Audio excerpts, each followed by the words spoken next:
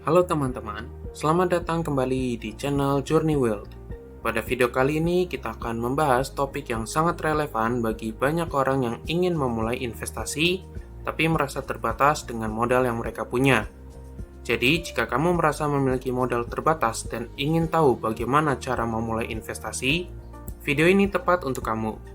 Sebelum lanjut, pastikan teman-teman telah menekan tombol like, subscribe, dan nyalakan lonceng notifikasi agar tidak ketinggalan konten-konten menarik seputar dunia keuangan. Mari kita mulai. Mengapa investasi penting? Sebelum kita masuk ke cara-cara memulai investasi dengan modal terbatas, penting untuk memahami dulu mengapa investasi itu penting. Pertama, menghadapi inflasi. Inflasi adalah kenaikan harga barang dan jasa dari waktu ke waktu yang bisa mengurangi daya beli kita. Dalam jangka panjang, nilai uang yang kita simpan di tabungan akan berkurang karena inflasi.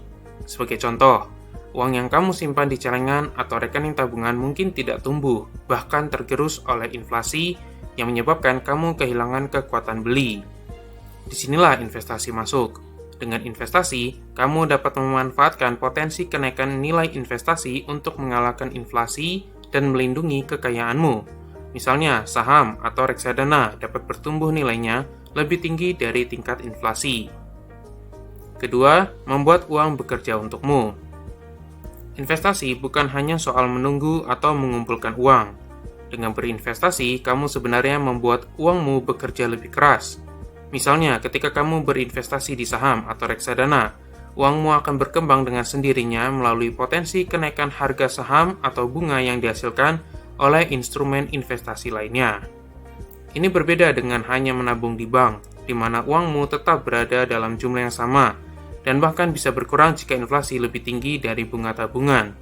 Investasi memberikan kesempatan untuk menghasilkan pendapatan pasif. Artinya, uangmu bisa menghasilkan uang lagi tanpa harus bekerja keras setiap hari. Ketiga, tujuan jangka panjang dan keamanan finansial. Salah satu alasan utama orang berinvestasi adalah untuk mencapai tujuan keuangan jangka panjang, seperti membeli rumah, pendidikan anak, atau pensiun yang nyaman. Tanpa investasi, mungkin akan sulit untuk mencapai tujuan tersebut hanya dengan mengandalkan pendapatan atau menabung dalam jumlah kecil. Selain itu, investasi juga dapat membantu menciptakan keamanan finansial. Sebagai contoh, dengan berinvestasi di berbagai instrumen keuangan yang beragam, kamu bisa menciptakan portofolio yang dapat menghasilkan pendapatan pasif, yang memberikan ketenangan pikiran bahwa kamu punya cadangan finansial untuk masa depan. Keempat, peningkatan kekayaan. Jika tujuan kamu adalah untuk memperkaya diri atau mencapai kebebasan finansial, maka investasi adalah salah satu cara terbaik untuk melakukannya. Meskipun bisa dimulai dengan modal terbatas, investasi memungkinkanmu untuk memanfaatkan efek bunga berbunga dan pertumbuhan nilai investasi yang seiring waktu dapat mengakumulasi kekayaan yang signifikan. Jadi, meskipun kamu hanya memulai dengan sedikit, konsistensi dalam berinvestasi dalam jangka panjang dapat membuat perbedaan yang besar.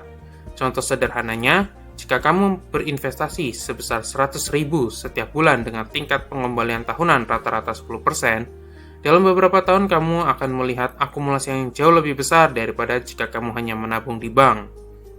Jadi, meskipun banyak orang berpikir bahwa investasi hanya untuk mereka yang memiliki uang banyak, kenyataannya investasi bisa dimulai dengan modal yang kecil sekalipun. Bahkan semakin cepat kita memulai investasi, semakin besar peluang kita untuk meraih tujuan keuangan jangka panjang. Investasi itu bukan hanya soal mencari keuntungan cepat, tapi lebih kepada membangun kebebasan finansial dan mempersiapkan masa depan yang lebih stabil. Jadi mari kita lanjutkan untuk melihat bagaimana cara memulai investasi bahkan dengan modal terbatas. Menentukan tujuan investasi. Sebelum kita mulai berinvestasi, hal pertama yang perlu kita lakukan adalah menentukan tujuan investasi kita. Mengapa ini penting? Karena tujuan investasi akan mempengaruhi keputusan kita dalam memilih jenis investasi yang tepat. Sebagai contoh, tujuan investasi yang berbeda-beda akan membutuhkan pendekatan yang berbeda pula. Tujuan investasi bisa bervariasi dari orang ke orang, tergantung pada kebutuhan dan fase kehidupan mereka. Beberapa tujuan investasi yang umum adalah dana darurat, membeli rumah, atau persiapan pensiun.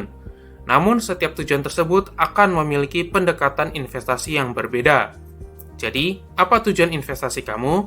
Apakah kamu ingin mengumpulkan dana untuk membeli rumah dalam waktu 5 tahun? Atau mungkin kamu sedang mempersiapkan dana pensiun di masa depan?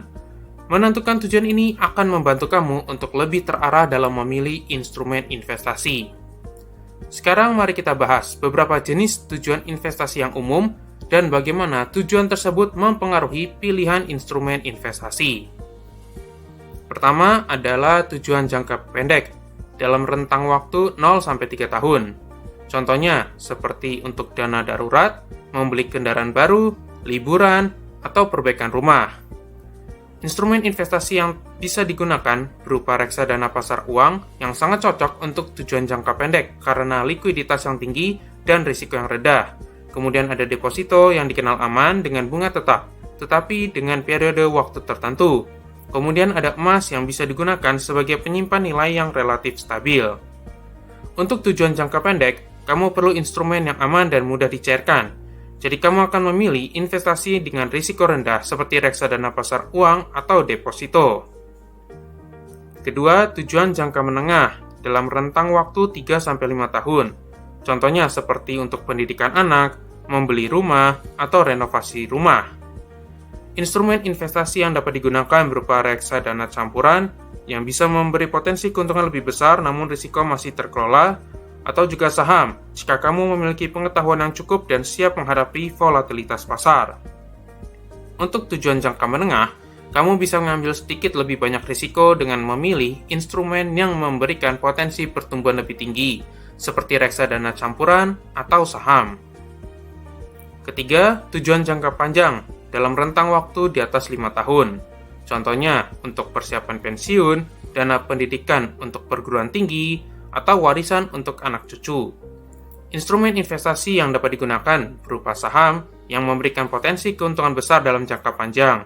Kemudian ada reksadana saham yang meskipun lebih beresiko, reksadana saham dapat memberikan keuntungan yang sangat besar dalam waktu panjang. Kemudian ada juga properti, di mana investasi properti bisa memberikan hasil yang besar dalam jangka panjang meskipun memerlukan modal yang lebih besar. Lalu kemudian juga emas yang cocok sebagai pelindung nilai dalam jangka panjang. Jika tujuan kamu adalah jangka panjang, kamu bisa memilih instrumen yang lebih berisiko dengan potensi keuntungan yang lebih besar, seperti saham atau reksadana saham. Jadi, sebelum memulai investasi, tentukan dulu tujuan kamu. Apa yang kamu harapkan dari investasi ini? Apakah untuk jangka pendek, menengah, atau panjang? Dengan mengetahui tujuanmu, kamu akan lebih mudah memilih instrumen yang tepat dan merencanakan langkah selanjutnya. Menentukan tujuan investasi adalah langkah pertama yang sangat penting. Setelah kamu jelas dengan tujuan kamu, memilih instrumen yang sesuai menjadi jauh lebih mudah. Ingat, investasi adalah perjalanan panjang dan dengan tujuan yang jelas, kamu bisa tetap fokus pada rencana keuangan kamu meskipun menghadapi tantangan di sepanjang jalan. Jadi mulailah sekarang juga dengan menetapkan tujuan keuangan kamu. Jangan ragu untuk mulai dengan langkah kecil. Yang penting adalah kamu tahu kemana tujuan kamu. Di bagian selanjutnya, kita akan bahas tentang jenis-jenis instrumen investasi yang bisa kamu pilih untuk mencapai tujuan tersebut. Pilih instrumen investasi yang tepat. Setelah kamu menentukan tujuan investasi, langkah selanjutnya adalah memilih instrumen investasi yang tepat. Jangan khawatir, meskipun modal kamu terbatas, ada banyak pilihan investasi yang bisa kamu coba. Berikut adalah beberapa pilihan investasi yang bisa dipertimbangkan. Pertama adalah reksadana. Reksadana adalah salah satu pilihan investasi yang populer, terutama untuk pemula. Ini adalah wadah yang mengumpulkan dana dari banyak investor untuk dikelola oleh manajer investasi profesional. Dengan reksadana, kamu bisa berinvestasi pada berbagai jenis aset seperti saham, obligasi, atau pasar uang, meskipun modal kamu terbatas. Salah satu keunggulan dari reksadana adalah diversifikasi. Artinya, uang kamu tidak hanya ditempatkan pada satu instrumen, tetapi tersebar ke berbagai aset. Hal ini mengurangi risiko kerugian besar yang bisa terjadi jika kamu hanya berinvestasi di satu aset saja. Kamu bisa mulai berinvestasi di reksadana dengan modal yang relatif kecil, bahkan mulai dari Rp100.000. Keuntungan lainnya adalah kamu tidak perlu mengelola investasi sendiri. Manajer investasi yang berpengalaman akan mengelola portofolio kamu. Jadi meskipun kamu baru dalam dunia investasi, reksadana bisa menjadi pilihan yang aman dan praktis. Kedua, saham. Berikutnya adalah saham. Saham adalah surat berharga yang menunjukkan kepemilikan atas suatu perusahaan. Ketika kamu membeli saham, berarti kamu membeli sebagian kecil dari perusahaan tersebut. Meskipun saham memiliki potensi keuntungan yang tinggi, risikonya juga cukup besar. Pergerakan harga saham bisa sangat volatil, tergantung pada kinerja perusahaan dan kondisi pasar. Tapi dengan modal terbatas, kamu tetap bisa membeli saham. Sekarang ini sudah banyak aplikasi yang memungkinkan kamu membeli saham dengan modal kecil, bahkan mulai dari 100.000. Pilihan saham yang bisa kamu beli sangat beragam, dari saham perusahaan besar yang sudah mapan, hingga saham perusahaan kecil yang berpotensi berkembang. Sebelum membeli saham, kamu perlu belajar tentang analisis saham. Analisis teknikal dan fundamental adalah dua metode yang bisa membantu kamu memilih saham yang tepat. Teknikal melihat pergerakan harga saham, sedangkan fundamental melihat kinerja perusahaan dan prospek jangka panjangnya. Ketiga, emas. Emas adalah salah satu investasi yang sudah dikenal luas oleh masyarakat. Emas dikenal sebagai aset yang relatif stabil dan cenderung bertahan meskipun kondisi ekonomi sedang tidak stabil. Ada banyak cara untuk berinvestasi emas, baik itu dalam bentuk perhiasan, logam mulia, atau bahkan emas digital yang bisa kamu beli melalui aplikasi. Keuntungan emas adalah harganya relatif stabil dan cenderung naik dalam jangka panjang. Dalam kondisi inflasi atau ketidakpastian ekonomi, emas sering dianggap sebagai tempat penyimpanan nilai yang aman. Emas juga memiliki keuntungan lainnya, yaitu likuiditas yang tinggi. Kamu bisa menjual emas kapan saja jika membutuhkan uang tunai. Meskipun demikian, pastikan kamu membeli emas dengan harga yang wajar dan menghindari perhiasan karena harganya cenderung lebih tinggi daripada harga logam mulia. Keempat, peer-to-peer lending. Jika kamu ingin mencoba jenis investasi yang sedikit berbeda, kamu bisa mempertimbangkan peer-to-peer lending. Peer-to-peer lending adalah platform yang memungkinkan kamu untuk memberikan pinjaman kepada orang lain atau usaha kecil yang membutuhkan modal, dan kamu akan mendapatkan imbal hasil berupa bunga dari pinjaman tersebut.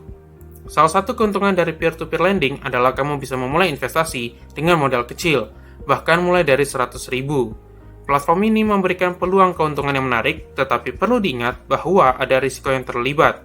Risiko utamanya adalah debitur yang tidak dapat membayar pinjaman yang bisa menyebabkan kerugian. Penting untuk memilih platform peer-to-peer lending yang sudah terdaftar di OJK dan memiliki rekam jejak yang baik. Kamu juga perlu memahami profil risiko dari tiap pinjaman yang kamu pilih. Jadi meskipun dengan modal kecil, kamu tetap bisa mendapatkan imbal hasil yang cukup besar melalui peer-to-peer lending. Jadi ada banyak pilihan investasi yang bisa kamu pilih meskipun modal terbatas. Setiap jenis investasi memiliki kelebihan dan risikonya masing-masing. Yang terpenting adalah memilih instrumen investasi yang sesuai dengan tujuan keuangan dan profil risiko kamu. Selalu ingat untuk tidak menaruh semua uang di satu tempat dan pastikan kamu memulai investasi dengan disiplin. Apapun pilihan kamu, yang terpenting adalah memulai dan belajar terus-menerus. Seiring berjalannya waktu, kamu akan semakin memahami cara kerja tiap instrumen investasi dan bisa membuat keputusan yang lebih baik. Mulai dengan modal kecil, konsisten, dan disiplin. Kunci sukses dalam dunia investasi adalah mulai dengan modal kecil, konsisten, dan disiplin. Mungkin kamu akan berpikir, saya hanya punya sedikit uang. Apa yang bisa saya capai dengan modal terbatas? Jawabannya adalah banyak. Pertama, mulai dengan modal kecil. Pertama-tama, ingat bahwa investasi bukanlah tentang berapa banyak uang yang kamu miliki di awal. Ini tentang bagaimana kamu memulai dan mengembangkan uangmu secara bertahap. Kamu bisa mulai dengan jumlah yang sangat kecil, misalnya 100.000 atau bahkan 50.000 per bulan. Sebagai contoh, jika kamu berinvestasi sebesar 100.000 per bulan di reksadana atau saham, dalam setahun kamu sudah menyisihkan 1.200.000 dan dalam waktu 5 tahun itu bisa menjadi 6 juta. Tentu saja ini belum termasuk potensi kenaikan nilai investasi. Jadi jangan ragu untuk memulai meskipun angkanya kecil. Kedua, pentingnya konsistensi. Yang terpenting dalam investasi adalah konsistensi. Jangan terpaku pada besaran jumlah yang kamu investasikan, tetapi lebih pada kebiasaan untuk melakukannya setiap bulan, bahkan jika hanya sedikit. Tetapi jika kamu terus melakukannya secara konsisten, dalam jangka panjang ini akan memberikan hasil yang signifikan. Misalnya kamu mulai dengan 100.000 per bulan. Pada awalnya memang terasa sedikit, tapi setelah beberapa bulan atau tahun, kebiasaan ini akan menghasilkan jumlah yang besar. Dengan memulai lebih awal, kamu memberi waktu uang kamu untuk berkembang melalui mekanisme bunga berbunga atau apresiasi aset. Ketiga, disiplin dalam berinvestasi. Disiplin adalah hal yang tak kalah penting. Kamu perlu memiliki rencana dan mengikuti jadwal yang telah kamu buat. Misalnya, jika kamu berencana untuk berinvestasi setiap bulan pada tanggal tertentu, pastikan untuk selalu menaatinya, meskipun di bulan itu kamu merasa tidak memiliki banyak uang. Disiplin ini juga bisa menghindarkan kamu dari godaan untuk menarik uang yang sudah kamu investasikan ketika ada keperluan mendesak. Jangan tergoda untuk menggunakan uang yang sudah kamu alokasikan untuk investasi, karena itu adalah modal untuk masa depan kamu. Keempat, bunga berbunga, keajaiban investasi jangka panjang. Salah satu alasan kenapa konsistensi dan disiplin itu sangat penting adalah karena adanya efek bunga berbunga. Ketika kamu berinvestasi secara teratur, keuntungan yang kamu dapatkan tidak hanya berasal dari modal yang kamu tanamkan, tetapi juga dari keuntungan sebelumnya yang terus berkembang. Misalnya, jika kamu berinvestasi di reksadana atau saham dan mendapat keuntungan 10% per tahun, keuntungan itu akan ditambahkan ke modal awal kamu, dan di tahun berikutnya, kamu akan mendapatkan keuntungan dari jumlah yang lebih besar. Ini adalah cara terbaik untuk mengembangkan investasi meskipun dengan modal awal yang kecil. Kelima, diversifikasi dan manajemen risiko. Tentu saja, konsistensi dan disiplin bukan berarti kamu hanya berfokus pada satu jenis investasi. Diversifikasi atau penyebaran investasi ke berbagai instrumen bisa membantu mengurangi risiko. Kamu bisa memulai dengan sedikit di berbagai instrumen investasi, misalnya 50% di saham, 30% di reksadana, dan 20% di emas. Diversifikasi ini akan membantu kamu untuk melindungi portofolio investasi kamu dari fluktuasi pasar yang mungkin terjadi. Dengan begitu, meskipun satu investasi tidak berjalan sesuai harapan, yang lainnya mungkin bisa memberikan hasil positif. Keenam, kesabaran adalah kunci. Yang paling terakhir adalah sabar, adalah hal yang tidak kalah penting. Investasi itu adalah perjalanan jangka panjang. Kamu tidak bisa mengharapkan hasil instan dalam waktu singkat. Seiring berjalannya waktu, modal kecil yang kamu tanamkan secara konsisten akan tumbuh menjadi sesuatu yang lebih besar. Jadi, meskipun kamu mulai dengan jumlah yang kecil, dengan kesabaran dan disiplin, kamu akan melihat hasilnya dalam beberapa tahun ke depan. Jangan terburu-buru untuk menarik uang kamu, biarkan uang kamu bertumbuh dan berkembang. Jadi mulai dengan modal kecil, lakukan secara konsisten, dan selalu disiplin. Itulah resep sukses dalam berinvestasi meskipun dengan modal terbatas. Jika kamu sudah memulai, maka kamu sudah lebih maju dari orang lain yang masih ragu untuk mencoba. Jangan lupa untuk terus belajar dan menyesuaikan strategi investasimu seiring berjalannya waktu. Jadi, itulah beberapa langkah untuk memulai investasi meskipun dengan modal terbatas. Ingat, yang terpenting adalah memulai dan melakukannya dengan disiplin. Semakin cepat kamu memulai, semakin besar peluang kamu untuk mencapai tujuan keuangan jangka panjang. Jika kamu merasa video ini bermanfaat, jangan lupa untuk like, share, dan subscribe untuk mendapatkan lebih banyak tips keuangan dari kami. Sampai jumpa di video berikutnya.